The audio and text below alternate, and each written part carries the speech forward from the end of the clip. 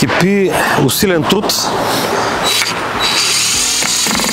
на едно от култовите барчета в Царево. Намирам съдържателя му работещ. Добър ден, господине! Здравейте! Здравейте! Гости приемате ли? Официално след 2-3 дена. Приятно ми е. Да го оставим да си довърши. Готово е? Готово ли? Правим си парапети. Парапетчета, подготвяме се за сезона. Природата ни дава страшни материали. Супер! А кафенце, ще пием ли по едно кафенце днес? Айде! Супер! Айде да пием по едно кафе. Тук сме с Младен, 38 годишен, завършил град Царево, родом от Царево, странствал 20 години и отново е в Царево, най-хубавото място, най-морската община. Най-хубавия бар. Най-хубавия бар.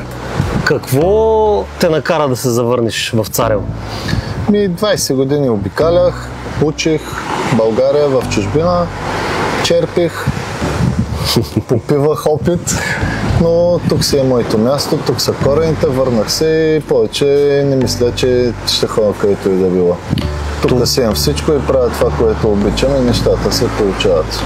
Това означава, че Царево е благоприятно място за хората, които са от града за бизнес. Всички трябва да се върнат и да правят това, което могат и си града ще процъфтява. Да. Той не, че не процъфтява, но ще стане още перспектива за абсолютно всичко. Ние сме на топ локация и няма къде да си търся щастието другаде, освен на града, в който са родени. Перлата на Южното Черноморие, така както много хора казват, и не е лъжа това, което казват. Нямат спор, нямат две мнения. Какви тенденции в летните коктейли има тази година?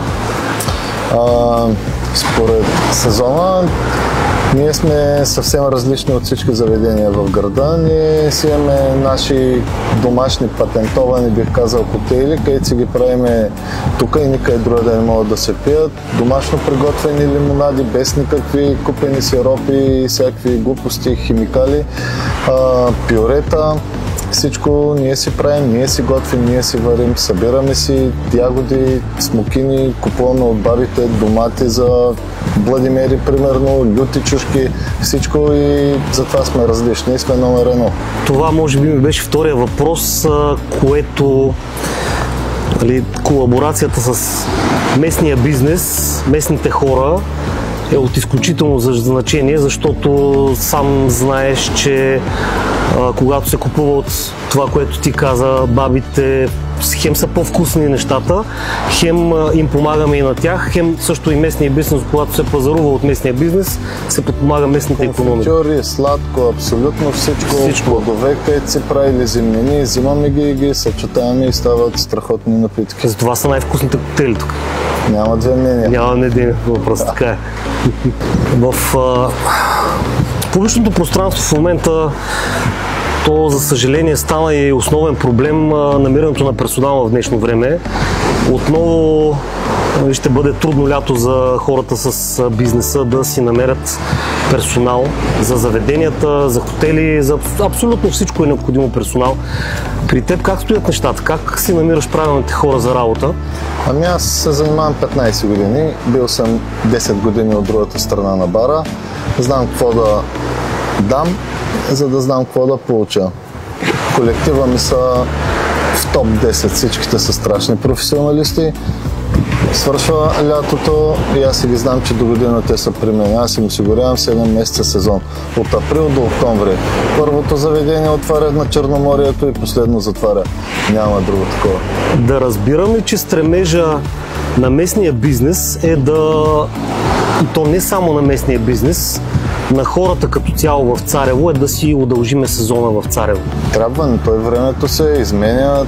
Март месец е 20 градуса, април е 25, хората са на плажа, всеки иска да е на въздух, а пък никой не работи. Можем да кажем на нашите зрители, че дори днес на 8 април в момента около 30 градуса поне. 25-6 градуса, аз от сутринта от 7 часа съм навънка и съм тук сега. Спокойно можем да се къпеме на морето да моржуваме. Даже не е за моржуване, то си е за плаж. Съвсем нормално време за плаж. Вече си е лято, да. Сезонът е дълъг, хората са тук, просто заведенията не работят, а пък всеки се е затъжил за летни емоции.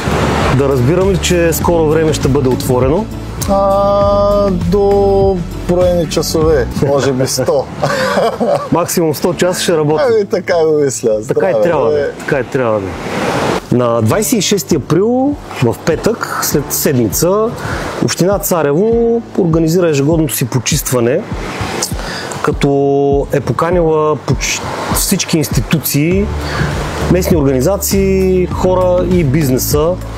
Вие като съдържател на това прекрасно място ще се включите, предполагам. Да, до тогава бара също би трябвало на 300% вече ще работи. Ние целият екип на Джанго ще се включим в почистването на плажа. Ще събера приятели, ще се обадя на всички, мисля, че никой няма да откаже, а пък вечерта ще съберем всички да се почерпиме на барчето. Това е абсолютно.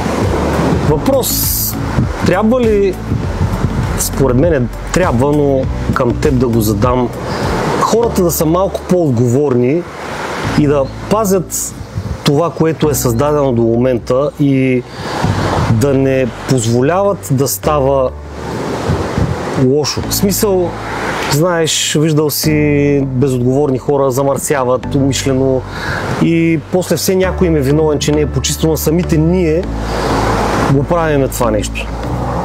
Като за мен малко лично липсва контрол, като ти бръкнат в джоба да си платиш нещо, вече няма да го правиш. Бях навънка 10 години, там като направиш нещо, което замърся и не трябва да е така, плащаш се на секундата и вече не го правиш. Това означава, че трябва да... Да, това не е за Царево, това е за цяла България. За цяла България. За цяла България. Да, това са много хубави пожелателни мерки, които най-вероятно в бъдеще ще се случат, защото когато човек няма самосъзнание, явно наистина трябва да... Ние се почистваме, навсякъде има табели, кошове, той си фърля, където му дойде. Въпреки всичко, да, за съжаление има и такива хора, но аз съм оптимист и считам, че рано или късно в бъдещето, като видиш, че е чисто и малко ще ти е съвестно да си изхвърлиш буклук в аз. Така е, прав си. Така че заедно считам, че хората, когато има критична маса и спазват елементарните хигиенни навици... Хубавото се свиква по-лесно. Така е. Да. Това са много добри пожелания. Надявам се и нашите зрители да го приемат като положителен съвет и да го спазват. Абсолютно. Да, но и аз. Благодаря на Младен. Живи, здрави, да се виждаме цяло лято и все така напред и все така местните да взимат пример от хора като теб и да се завърнат при нас и да развиват бизнеса си в Царево. Дано всеки да се дойде, дано всеки да се превере до 1-2 години. Аз смятам, че ще се случат нещата. Случват се, те вече се случват. Така трябва да е. Благодаря ти много. Yes.